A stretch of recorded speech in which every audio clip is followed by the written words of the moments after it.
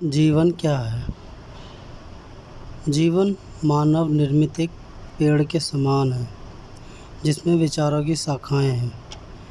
ये शाखाएं उम्र के साथ साथ बढ़ती रहती हैं, मतलब कि इन शाखाओं की संख्या बढ़ती रहती है और मानसिकता इनको मजबूत करती रहती है, जिसका तना है मन और जड़ है स्वयं आपका जीवन।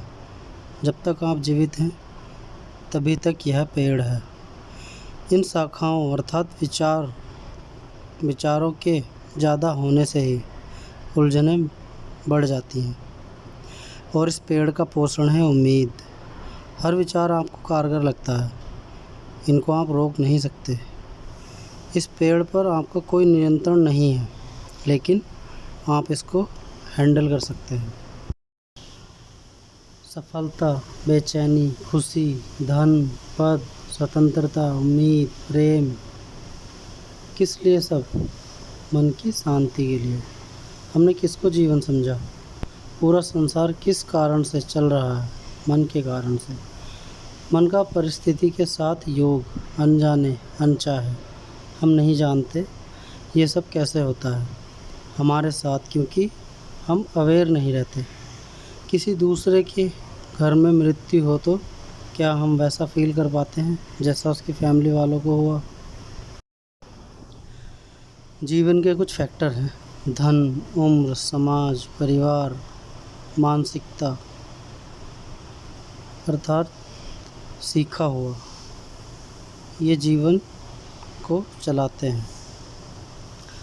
मानसिक अवस्था, धन के कारण विकसित मानसिक अवस्था, उम्र के कारण, पर्सनालिटी के कारण, समाज के कारण, परिवार के कारण, शिक्षा के कारण, समय के कारण, ये सब कारण हैं जिससे हमारी मानसिक अवस्था बनती है।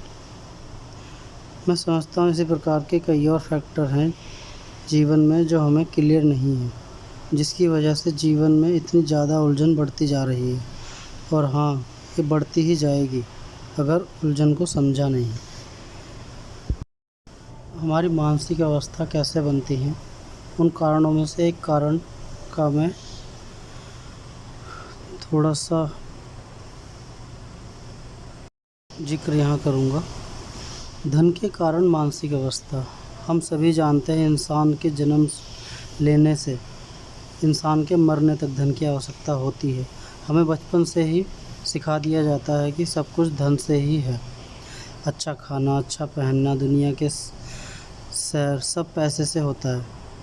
बचपन की टॉफ़ी, आइसक्रीम, चॉकलेट हमें एहसास करा देती है कि धन का कितना महत्व है। इसलिए हम सारे ऐशो आराम पाने के लिए धन को अर्जित करने में लगे रहते हैं और धन अर्जित करने के बड़े बड़े लक्ष्य बना लेते हैं।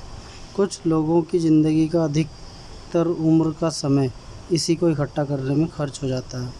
धन के लिए हमारी मानसिकता दृढ़ हो जाती है। हम ये भी भूल जाते हैं कि हमें धन अपने ऐशो आराम के लिए चाहिए। मन जो चाहता है वह चाहत पूरी करने के लिए धन इकट्ठा करने की मानसिकता बनी है। जब तक इसके प्रति हम अवेयर नहीं होते हैं तब तक हो सकता है कि हम प्रॉब्लम में ही रहें, लेकिन होश से इसको देख लेने मात्र से इसका निवारण हो जाता है। फिर आपका सवाल ये नहीं होगा कि क्या धन इकट्ठा करना गलत है।